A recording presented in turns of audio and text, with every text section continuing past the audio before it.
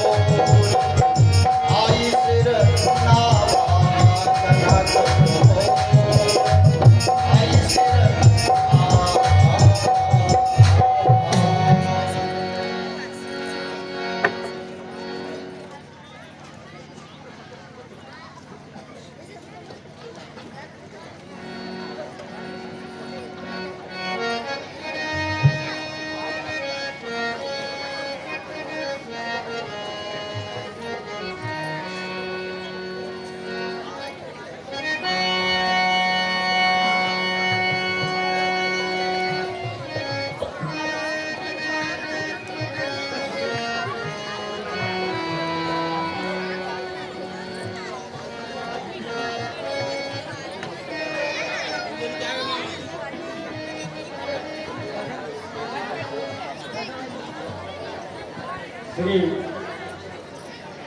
परशुराम जी के चरणों में मिथिला नरेश सिंह भुज का प्रणाम है। विदेहराज जनक सीरथ जनक और कुशल तो है। आपकी कृपा से ऋषिराज सब कुशल है। जिस पर आपका आशीर्वाद रहे भला उसे कौन सी मुश्किल हो सकती है। जानते हैं आप इनका नाम क्या है? जानते हैं आप लोग इनका नाम सीरथ और जनक और विदेहराज इनको उपाधियां दी गई। इनके वंश की उपाधियां हो ना? जी जी ऋषिराज सत्य कहा ना? बिल्कुल सत्य कहते हैं आप। और मैं चाहता हूं कि सूक्ष्म रूप से तुम्हारी वो उपाधियां भी बता दो जी कि तुम विदेहराज कैसे बने। जब तुम्हारे वंश में इक्ष्वाकु राजा उनके पुत्र थे निमि और उन्होंने यज्ञ करवाया तो चूंकि वशिष्ठ कुलगुरु थे वह उस समय मना कर दिया यज्ञ कराने को, लेकिन राजा निमि ने यज्ञ कराया। जी तो फिर गुरु वशिष्ठ जी ने आशीष मतलब श्राप दे दिया कि आप यज्ञ कराने के पहले ही मृत्यु को प्राप्त हो। और फिर बाद में देवताओं से विनय की गई कि अगर ऐसा हुआ तो वैसे ही हुआ। राजा निमि श्राप तो कभी खाली नहीं जाता है, तो राजा निमि श्राप बस मृत्यु को प्राप्त हुआ। फिर बाद में देवताओं ने विनय की, तो विनय करने के बाद वो शरीर निष्काम हो गया। तो बिना शरीर के बिना देह के राजा ने कराया, बिना देह विदेह, तभी से इनका वंश का नाम विदेह रहा। और उस यज्ञ से एक पुत्र की प्राप्ति हुई, मिथित, वो भी बिना पिता के। तो उसको बिना पिता के वह पुत्र प्राप्त हुआ, तो उसको कहते हैं जनक। बिल्कुल सत्य कहते हैं आप। तभी से आपकी विदेह और जनक उपाधि दी गई। जी ऋषिराज। प्रजा हो सुखारी, विदेहराज, प्रजा हो सुखारी, तुम तो धर्मात्मा राजा, तुम्हारे यहाँ हमेशा ही गुणगान होता है। तुम ऐसे राजा हो कि भगवान को भी अपने घर पर बुला लिया, ऐसा कोई राजा नहीं। तुम ऐसे विदेहराज हो कि जिन्होंने हमेशा ही शक्तियों का गुणगान किया। तो हे विदेहराज, एक रिश्ते में आप हमारे गुरु भाई भी हैं। प्रजा हो सुखारी, बड़े प्रेम न भारी करे कोई दंगा, नगर के धारी जटा दूरधारी बहे जोड़ो गंगा। गरज में हरी जटा दूरधारी बहे जोड़ो गंगा, पृथ्वी पर लहलहात रहे जब तक जमुना है। बादल, जब तक तुम्हारा नाम अमर होना है, जाओ विदेहराज जाओ।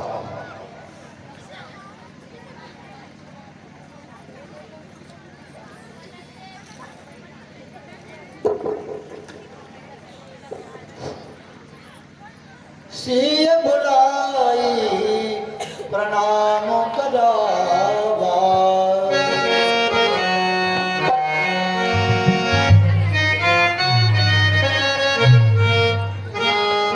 हे भगवान, श्रीनगर के राजा का प्रणाम स्वीकार करें। तुम कहां बच गए हैं? सभी राजा अभी तक आ गए और श्रीनगर नरेश तो अभी तक बचे रहे हैं। ये मत समझो कि श्रीनगर की रामलीला हो रही है तो तुम बच जाओगे।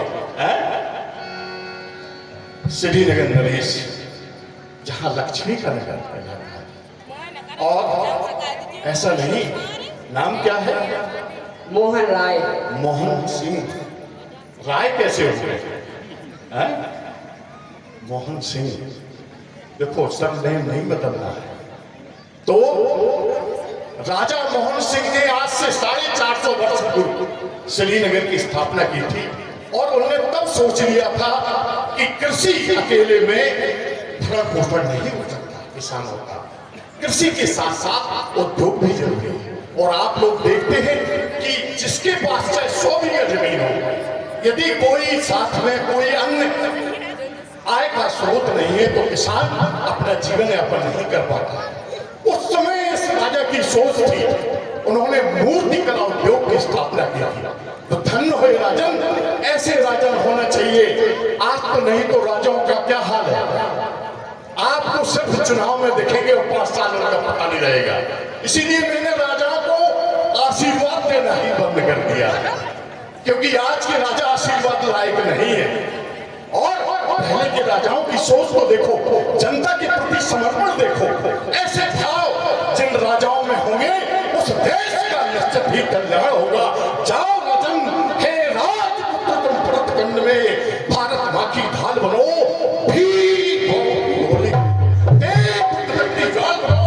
श्याम समर्थो जो और आशीर्वाद है यही पीछे पैर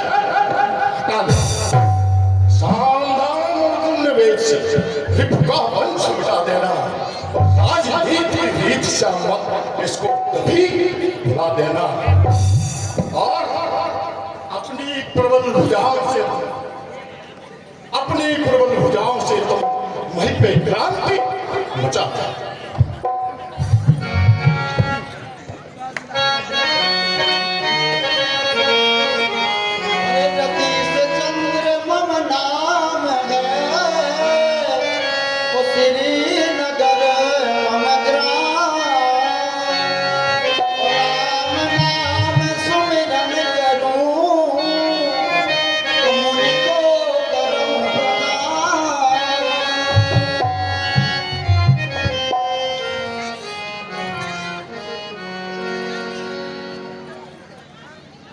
कलयुग केवल नाम है आधार। नाम धन्य है ऐसे रतीश सब जगह पे जो राम का गुणगान गाने के लिए अपने ही नगर नहीं अन्य नगरों में भी राम नाम का जयकार लगा रहे हैं।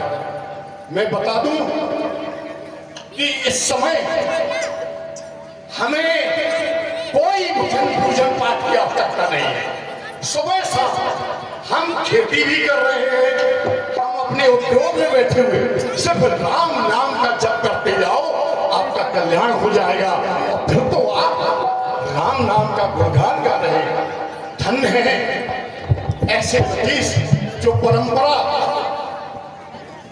ऐसे संगीत में रामलीला की परंपरा पूरे क्षेत्र में बंद हो रही है।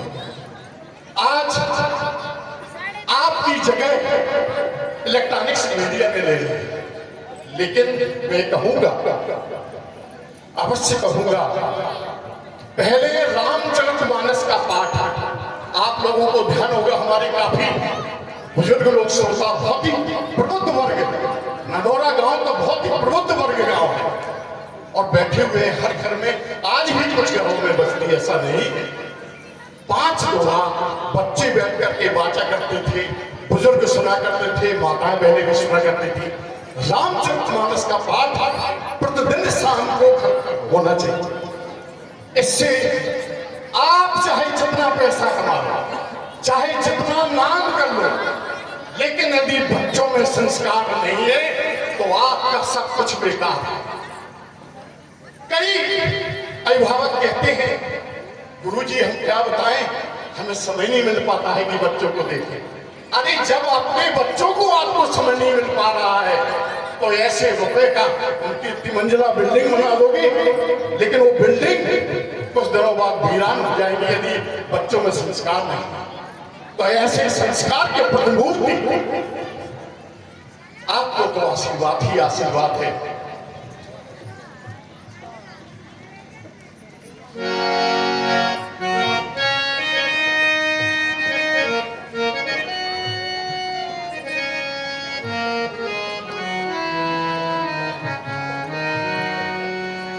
सिय बुलाई प्रणाम करा, सिया बुलाई प्रणाम करा।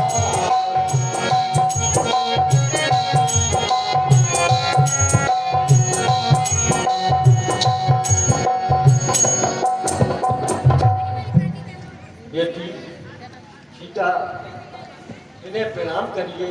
बेटे धीराज, मैं क्या सुन रहा हूं? बेटी? जी ऋषिराज, यह मेरी बेटी है। अच्छा बेटी, जी 2 अक्षर का ये शब्द कितना प्यारा लगता है विनयराज, लेकिन इतनी सुंदर बेटी मुझे तो नहीं लगता है कि कोई ये किसी गर्भ से जन्म लिया हो इस बेटी ने। मुझे तो निश्चित ही इसमें कुछ संदेह लग रहा है विनयराज। जनक सुता है कौन? अरंधीवत आराध्या सी, सम सन्यासी सी, झिलमिल झांकी झलकाती है कौन? जनक सुता है कौन? किसने इसके भाग बिंदु पर कांत सूत का भास लिखा? किसने इसके फिर बिंदु पर लंकापति का नाश लिखा? मेरे ज्योति प्रकाशी शक्ति अलौकिक कौन? जनक सुता है कौन? शीघ्र बताइए जनक, सुता है कौन? आपने सत्य कहा ऋषिराज, यह कन्या जाई नहीं, अर्थात मैंने पाई है। पाई है? जी कैसे पाई है धीराज? संदेह को दूर करिए।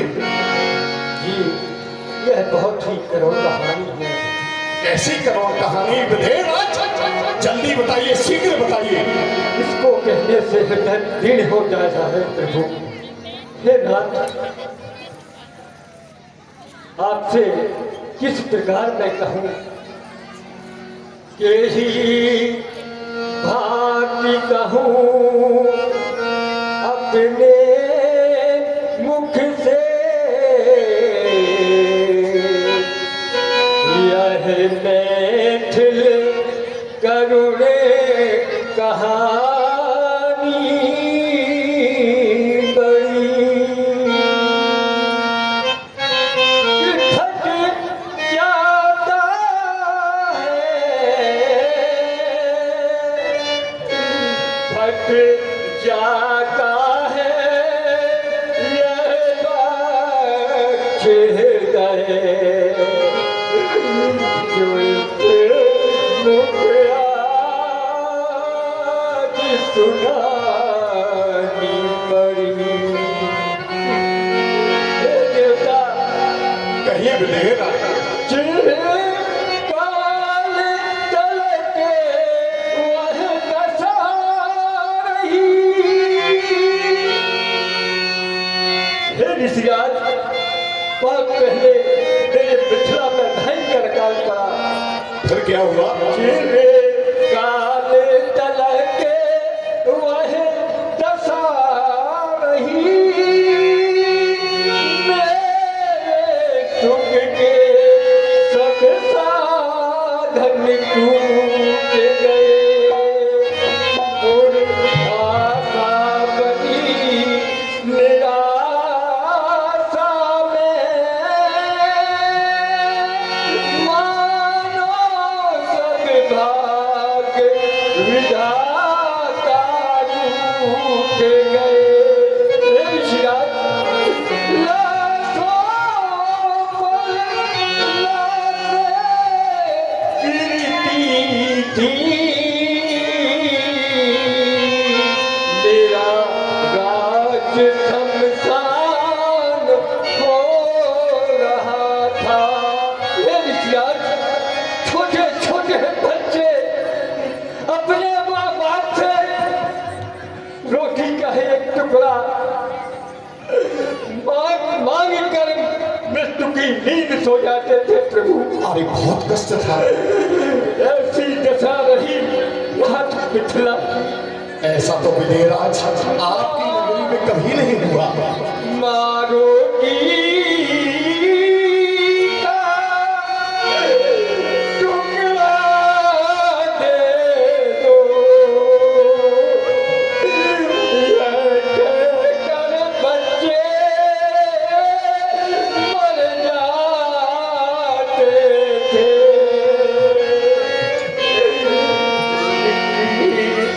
यह दुर्दशा देख कर आंसू मेरे आ जाते थे।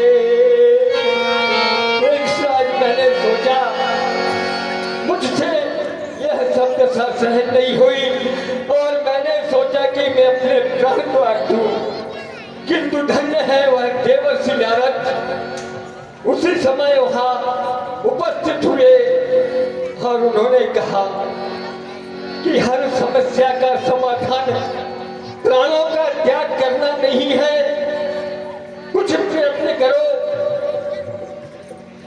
कुछ विचार करो। तो मैंने सोचा, उन्होंने आदेश किया क्या आदेश दिया? कि हे सिरध्वज, अगर रानी सुनैना के संग इस पृथ्वी का सोने के हल से घर्षण करो तो शायद कुछ प्रयत्न हो सकता है। तो मैंने धैर्य धारण किया। आपत्तिकाल परखिए चारी, धीरज धर्म मित्र अनुनारी। मैंने धैर्य धारण किया। धन्य है वह सौराष्ट्र के राजा पुरु, क्योंकि मेरे तो राज्य कोष खाली हो चुके थे। उन्होंने कहा कि मित्र चिंता मत करो, सुनैना के संग में हल से इस पृथ्वी का दर्शन करो। तो मैंने सुनैना से कहा, सुनैना ने एक बार भी मना नहीं किया। उसने कहा कि हे राजन, आप कृषक हैं, मैं कृषकली बन जाती हूँ राजन। अच्छा, फिर क्या हुआ? तो फिर मैं हल लेकर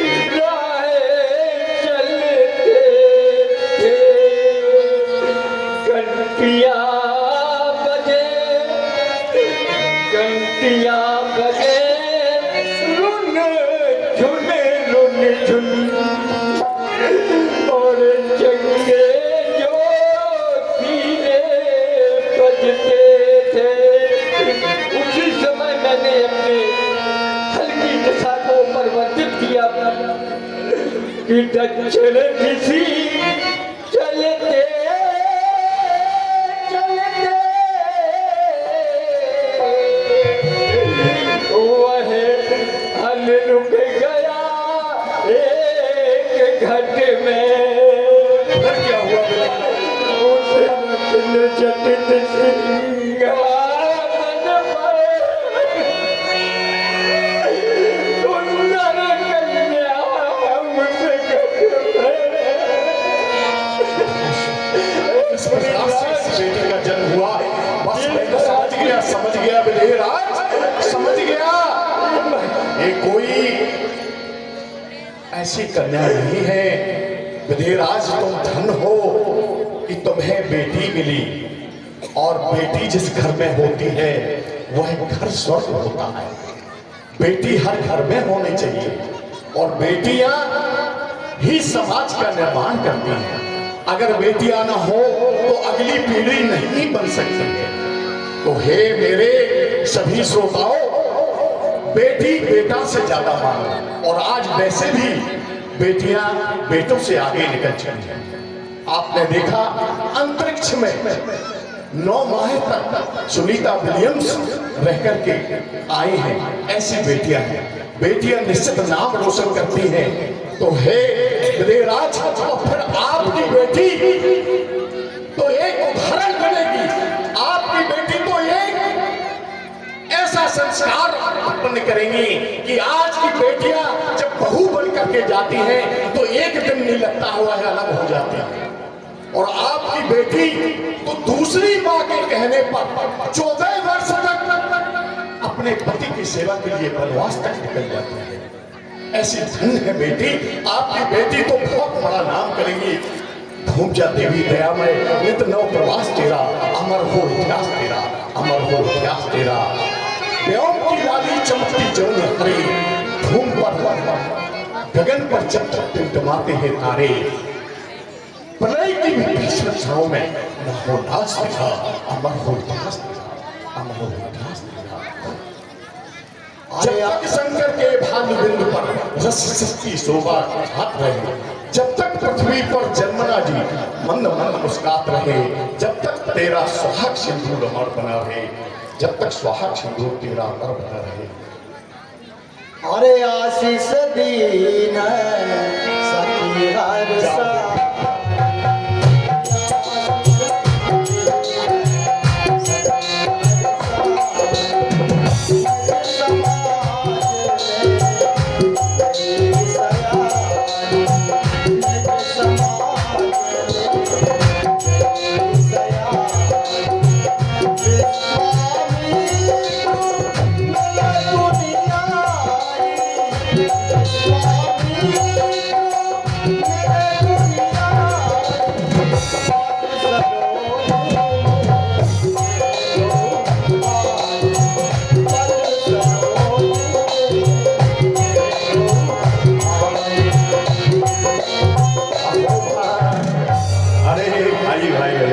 विश्वामित्र जी।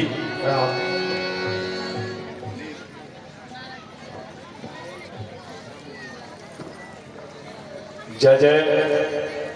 इसी बीच 101 पत्र मुद्राएं श्री अमरीश कुमार त्रिपाठी जी, ग्राम ननौरा, भगवान परशुराम के सुंदर अभिनय पर प्रसन्न होकर के प्रदान करते हैं।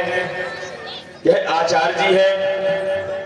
श्रीनगर में विवेकानंद, स्वामी विवेकानंद पब्लिक स्कूल है, उसमें आचार्य जी हैं। मंडल की ओर से उन्हें हार्दिक शुभकामनाएं। प्रभु उनका भंडार इसी प्रकार भरे रखे। जय श्री राम। जानते हैं, आप लोग नहीं जानते होंगे, विश्वामित्र जी अगर हमारे एक रिश्ते से हमारे बाबा लगते हैं, और मैं सूक्ष्म रूप से बता देता हूं। आप कहेंगे कि विश्वामित्र जी क्षत्रिय हैं, ये प्रश्न उठता है, और मैं ब्राह्मण हूं। मुझमें क्षत्रिय जैसे गुण क्यों हैं, और विश्वामित्र जी क्षत्रिय होते हुए ब्राह्मणों के कैसे गुण? इस इसका कारण है, मैं सूक्ष्म रूप से बताऊंगा, ज्यादा समय नहीं लूंगा क्योंकि दृष्टांत इतना बड़ा है कि पूरी रात निकल जाएगी। अभी आपको राम वनवास की लीला भी देखनी है। तो विश्वामित्र मेरे दादा है ऋचिक, और विश्वामित्र की बहन सत्यवती का विवाह मेरे दादा ऋचिक के साथ हुआ था। तो मेरे पिता यमदग्नि आपके भांजे हैं और मैं भांजे पुत्र हूं। आपको सीधा सीधा बता दूं तो इसलिए एक दृष्टि से कहा जाए तो आप हमारे नाना लगते हैं। तो चूंकि उस समय विश्वामित्र जी का जन्म नहीं हुआ था और बहन सत्यवती थी इनकी, तो उन्होंने ऋचिक जी ऋषि थे, उन्होंने कहा, राजन ने गाधी, विश्वामित्र के पिताजी का नाम क्या है? गाधी, इनको गाधी नंदन भी कहते हैं। तो उन्होंने ऋचिक हमारे दादा से विनय की, इनकी बहन है कि हमारे कोई भाई नहीं है, तो उन्होंने यज्ञ कराया। और यज्ञ में चूंकि मेरी बहन के भी पुत्र नहीं होते थे, मेरी मतलब इनके बहन के भाई के, उनकी माता के पुत्र नहीं होते थे, इधर ऋचिक के भी वंश परंपरा के लिए पुत्र होते थे सत्यवती के। तो उन्होंने दोनों अलग अलग प्रसाद दिए, एक ब्राह्मण पुत्र के लिए अलग प्रसाद दिया और क्षत्रिय पुत्र के लिए अलग दिया। लेकिन चूंकि हर माँ को जब लगता है, चाहे बेटी हो, जब कोई ऐसी बात आती है संतान की, तो उन्होंने कहा नहीं सत्यवती, जो आपको प्रसाद दिया वो हम लेंगे और आप वो वाला खा लीजिए। तो इस वजह से मुझमें वह प्रसाद लेने के कारण उसमें क्षत्रित्व के गुण आ गए और आपने तो क्षत्रिय होते हुए भी ब्रह्मर्षि की स्थापना की। तो हे राजन, हे विश्वामित्र मुनि, आपके साथ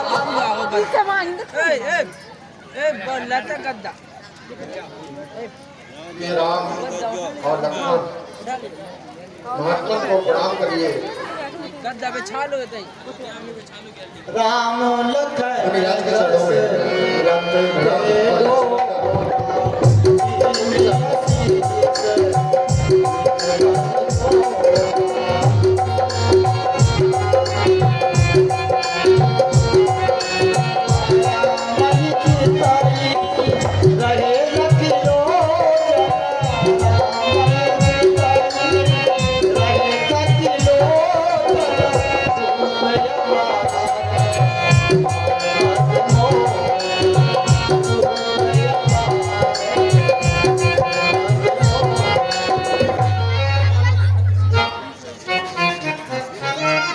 प्रभु के चरणों में दास का कोटि चढ़ पड़ा हूं।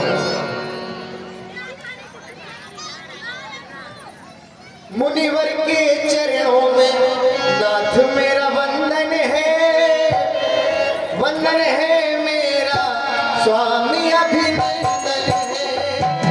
मुनिवर के चरणों में नाथ मेरा वंदन है, वंदन है मेरा स्वामी अभिनंदन है।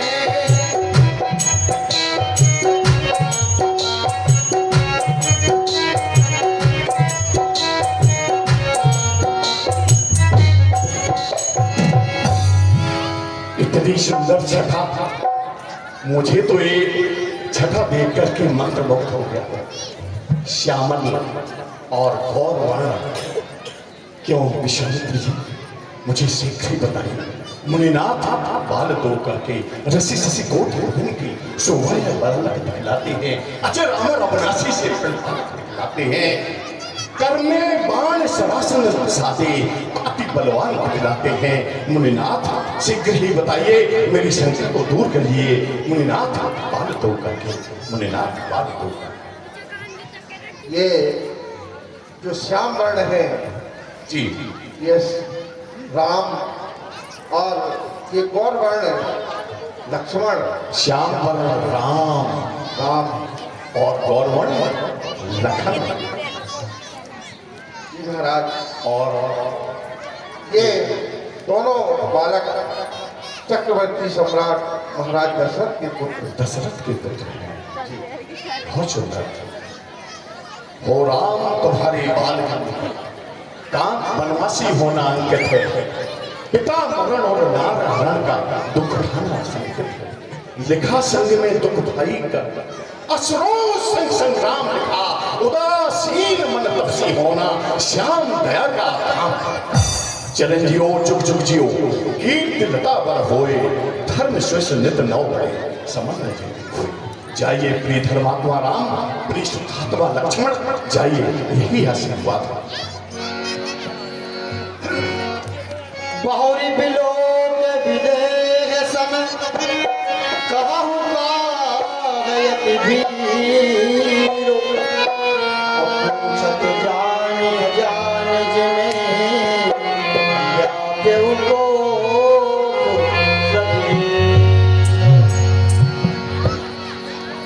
बहुत ही सुंदर। क्या नाम है? अंकित सिंह। अंकित पटेल।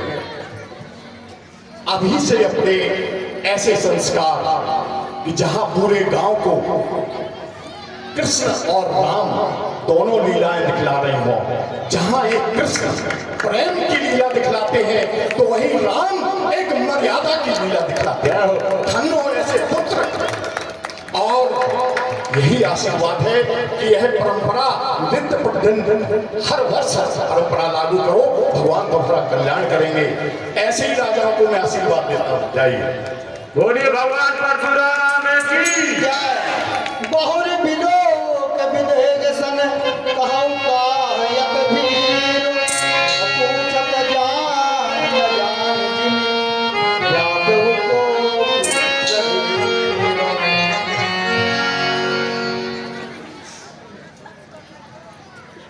विधेयराज जी ऋषिराज। आपके तो मैंने तो पूर्व में भी बताया, हमेशा गुणगान हुआ करता था। इतना कभी सजावट तो मैंने कभी देखी नहीं। यह तड़क बढ़क कैसी मिले, क्यों दौड़ा दिखसी सजी हुई, हर गली गली हर गए गए, यह तड़क बढ़क कैसी मिले। है नगर ना पहले जैसा, काया ही पलट गई इसकी, रक्षत धज आज जनक इसकी। क्यों अचानक पड़ी यहाँ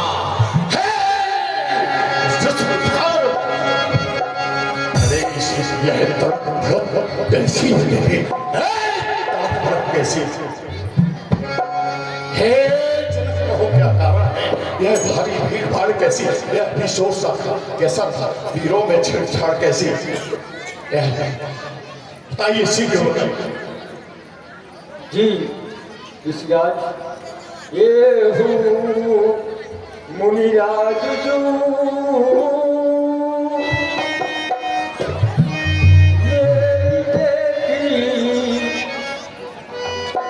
कुछ प्यार है भवन देविका सिधारी थी। उसी समय है गुजरात पूजन भवन देविका सिधारी थी। मेरी दुलारी की सारी फसी उसकी क्षण में, भारी है। फिर क्या हुआ? मेरी बेटी की साड़ी उसमें उलझ गई तो मैंने देखा कि खींचते में उस साड़ी को जब उसने खींचा तो उसके कोमल करों द्वारा यह रचका जमीन से उसने उठा करके और पुनः उसी जगह पर रख दिया। फिर क्या हुआ देवराज? तो फिर मैंने यह देखकर मैंने निश्चय किया कि उसकी इस वीरता को देखकर मैंने फिर बड़े निश्चय कर लिया कि तोड़े जो इस यज्ञों को ब्याह में उसके साथ करूंगा। ऐसा विचार करके मुनिराज आज उसी का स्वयंवर है। स्वयंवर? स्वयंवर में तो कोई शर्त रखी जाती है, तो क्या हुआ? जी मुनिराज, उसमें अजगव का खंडन और समाचार सब गए न सुनाए, कारण महीप सब आए। समाचार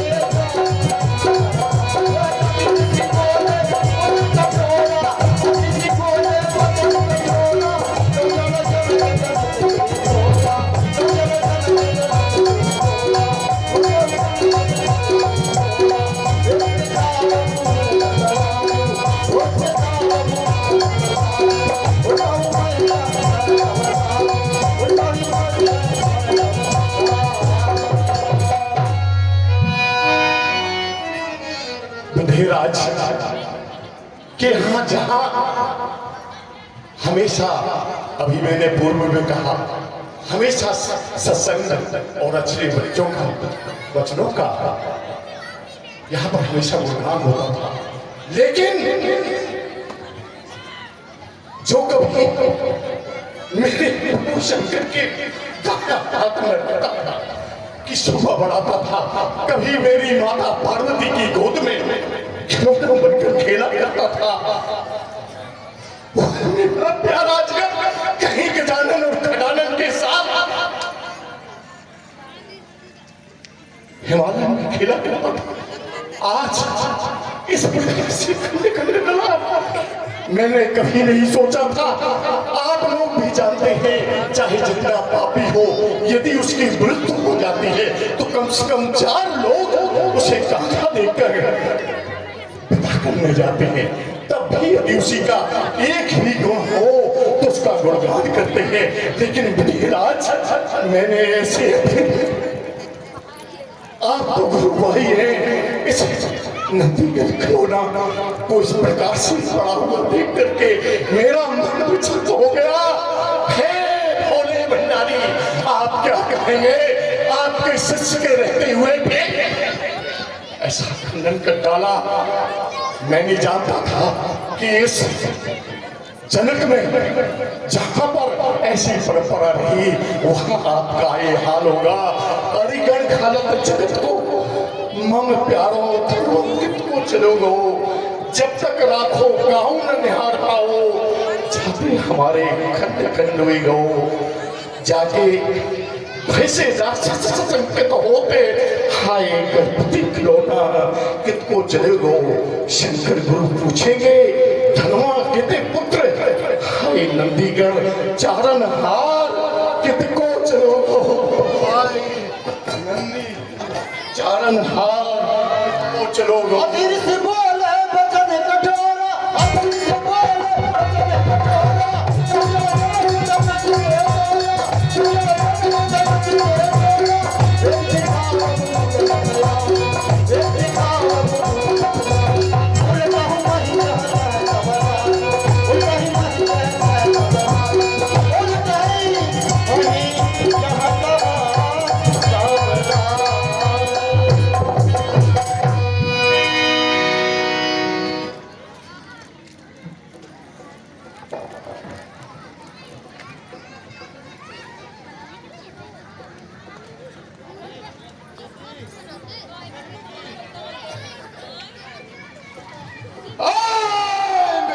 जल्दी बदला। किसने छोड़ा है? किसने इस भरे स्वयंवर में सीता से नाता जोड़ा? उसकी सूरत निकला, बढ़ना छोड़ कर डालूंगा। जितने पर बात देना वह सब होना कल डालूंगा। अरे यदि तो कर दे तो पुराई,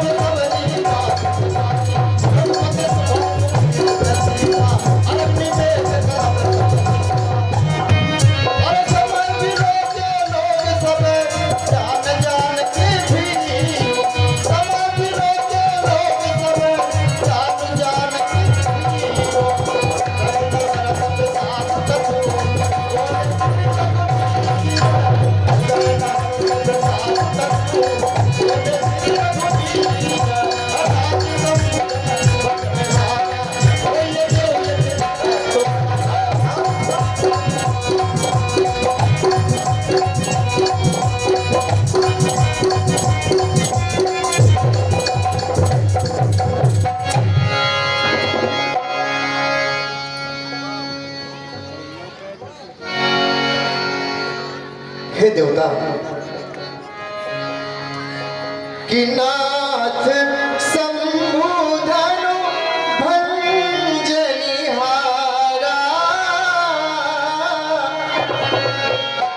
होई है क्यों एक दास तुम्हारा। आयसु काहे कहिए कि नहीं मोहि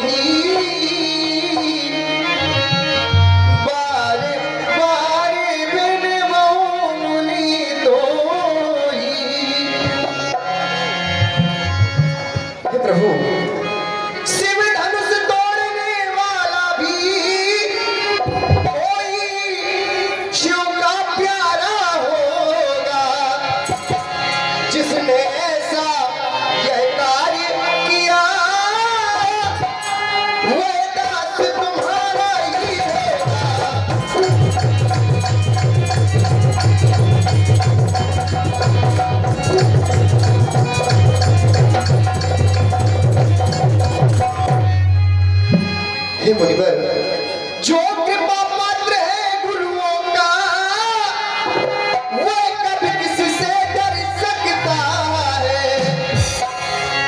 जिस पर हो कृपा ब्राह्मणों की, ये कार्य वही कर सकता है।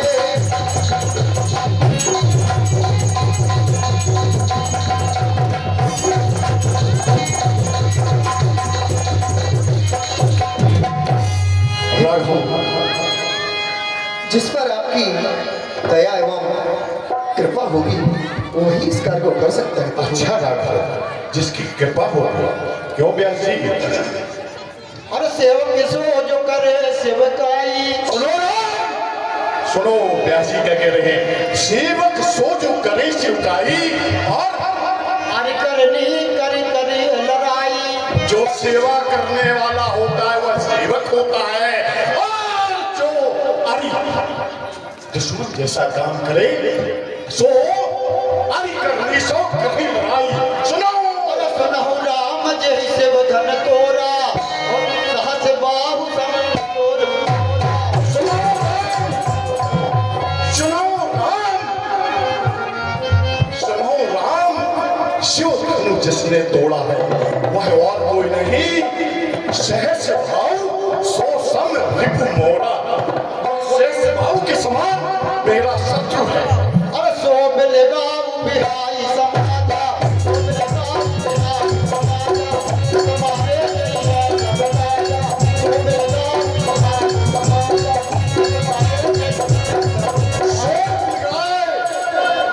बिहार समाजा, या तो उस समाज से स्वयं बिना रह जाए। ठीक है, आप लोगों ने तो देखा होगा, सो मिल गए बिहार समाजा, या तो वह समाज से अलग हो जाए, यस बिलगाओ, या उसे आप लोग बिलक कर, न तो नहीं तो क्या होगा व्यास जी? अगर ऐसा नहीं किया तो क्या होगा?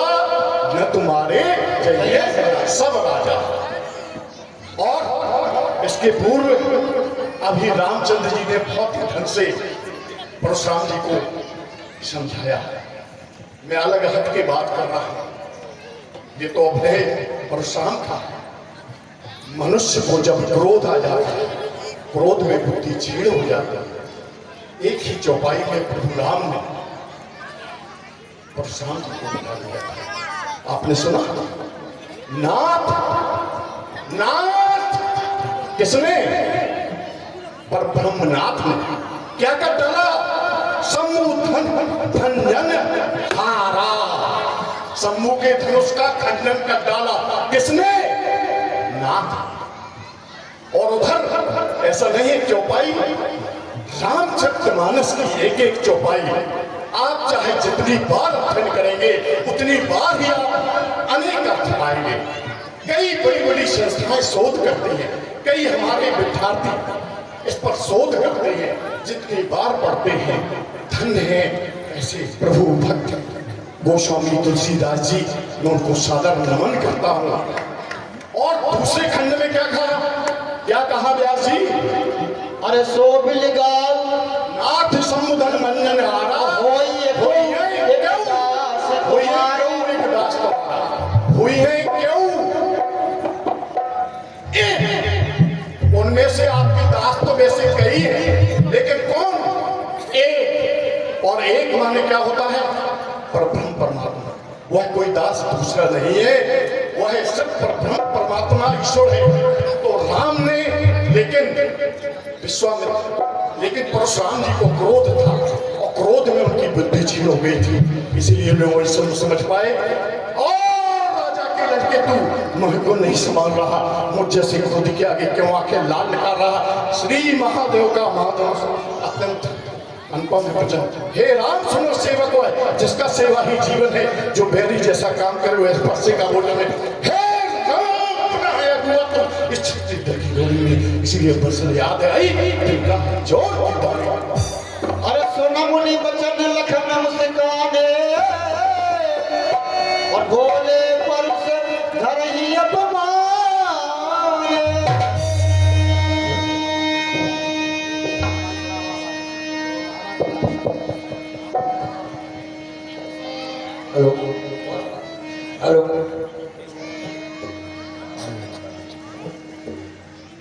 हेलो भैया, मैं भी मुनिवर से कुछ बात करना चाहता हूँ। यदि आपकी आज्ञा हो तो मैं उससे कुछ बात करूँ भैया।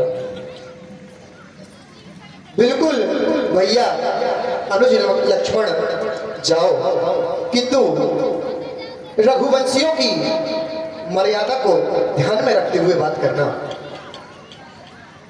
जो आज्ञा भैया।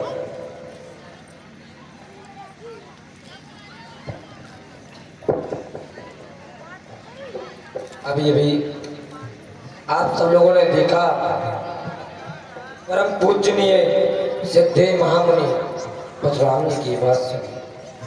क्यों व्यास जी, क्या कहा इन्होंने?